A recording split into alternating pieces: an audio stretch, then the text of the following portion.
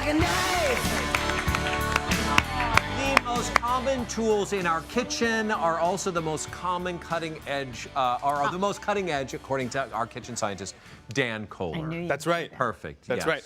I mean, we really would not have a lot of modern cuisine without the range of knives that we've got these days. And today we're going to look at a number of knives that we've got in the kitchen: a serrated knife, a chef's knife, santoku, a slicing knife, because I think there's a lot of confusion for people out there. Are you using the right knife for the right food? And that's really the point of everything in the kitchen. Not right? one size fits all kind of thing? Yeah. No, Really? Mark. Not for, So I got to return the Ginsu. Because gotta it's return like the the only Ginsu. knife Yeah. you'll ever need. Listen, For listen. $4.99. Exactly. And it works on tin cans. Exactly. But wait, there's more.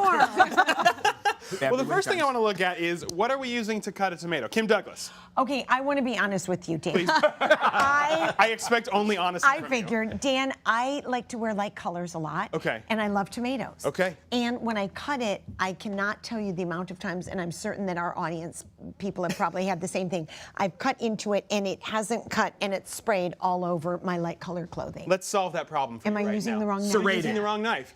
Ken's got it. The knife you want to use to cut tomato here, you want to use a serrated knife, something that's got all these teeth along the side. We've got actually a really close up. See, because something like a tomato actually has what I'm going to call a crust or a skin out here, but the inside is much, much softer. So what you want to do is use something that's going to pierce that crust, but not crush the inside. So all of a sudden there's no spraying. Now, if you're going to use something like a chef's knife and you're pushing down on it, this is what you're getting. That's what I do. Right? You can't. Go ahead, Mark. No, I do have a question. I don't know if it's within the segment, because I will do this serrated, right? Yes.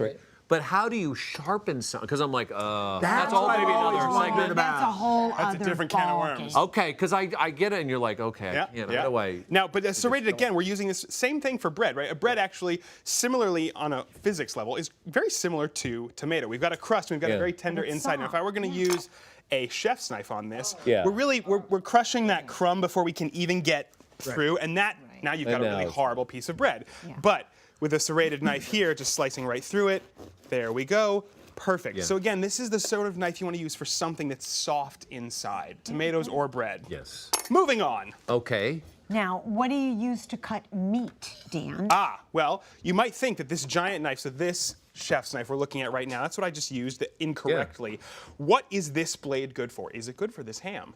It is not. In fact, I was just going to say no. Wrong. yes, in Mincing, fact, dicing. Yeah, there you go. See, this is all predicated on. cook. You can tell. Thank you very much. So this shape here, right? We're seeing this is a triangle. This blade is a triangle, and actually that's very important. A triangle is an incredible shape in physics. You find it in structural engineering. You find it in wedges. You find it a lot of places because it changes the force, right? Now all of a sudden I can keep this tip on the board and just run right through something, and the knife is doing all of the work for me. The shape of the knife is doing all of the work for me. It's built for speed. It's built for versatility.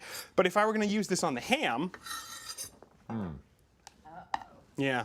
All right. That's the right. Yeah. That's actually exactly the right response, Sophie. there. See, this is a giant knife. It's actually got quite a thick spine to it. Yeah. And that's sort of a problem when we're trying to cut, delicate, nice slices of ham. I mean, look at how much I'm struggling here right now. Yeah. Right. That's yes. I was just saying, watching you, I don't know if you know the answer to this or not, but probably most people injure themselves in the kitchen using the wrong knife. Right? That's it. That's it. Like earlier in the show, I was saying you want to pair the size of your knife to the food that you're using. If you're trying to peel something, like I used a paring knife earlier, if you're trying to pare something or peel it with a chef's knife, look at how much blade there is left over after something that this big. You are only going to cause yourself injury. So also, can I? Please. Is it true that if a knife is blunt, is much more dangerous? much more dangerous. Keeping your knives sharp is actually the best way to stay safe in the kitchen. So now that we've figured out the wrong knife to use for the ham, let's look at the right knife. What is? I've never seen that. You've never seen it. So No, this is what called is a that? Granton slicer, and you can see all the way along the side there are these scalloped pieces that are cut out. Yeah. Now what's that for? This is for slicing something with large wet surface area. And what happens when you use a knife like this? Those scalloped edges allow the food to just fall right away from it. It actually allows air to get in between the blade and the food, causing it to fall away. So this is the same thing that we see. Let's say you're cutting zucchini. I'm sure you've all had this problem at home.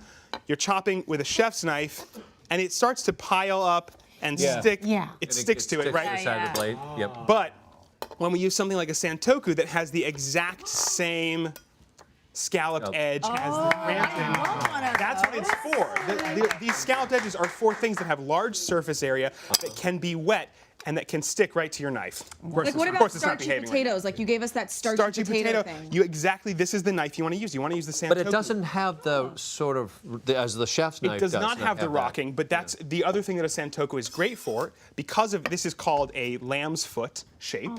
Okay. Yeah. It's actually great for cutting straight through something that's very fat, because you can cut straight down and be very safe here all the way against it. So if you're cutting something like cabbage that you can't have the tip down, but you want to cut straight through, the Santoku is the right knife for it. So with Santoku, I actually have one of the vegetable ones. Is that I thought mine was like Wusthof or something. Is Santoku the type, or is it a brand, or Santoku what? is actually, it's Japanese, and it means 3 virtues for chopping, slicing, and dicing. So a lot of people will make a Santoku knife. Yeah, like it's actually just a kind of knife, and you can get it from any brand. What's important are these scalloped pieces. What is the? Oh, the rod that's there. Is that? I never really know how I don't sharpen. either. I get so sideways with that thing. Yeah. Show us that. Listen, so this is actually this knife steel. Oh God.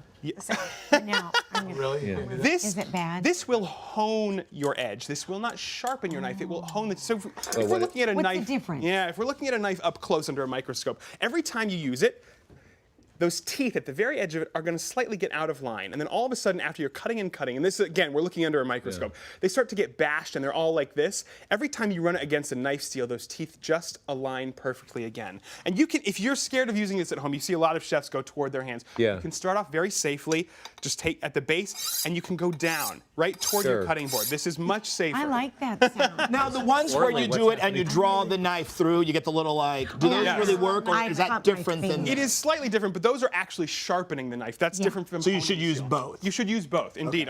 This I use on a daily basis. Okay. Right knife for the right job, Good staying stuff. safe. Very Which one good. did they use when you went under the knife? Which one did they? Dan, give me that knife. Give me that Find out more information from RenegadeKitchen.com, and on our Pinterest page. We're coming back. Orly, go. Way less dangerous than this. You guys are making two-tone shoes coming up.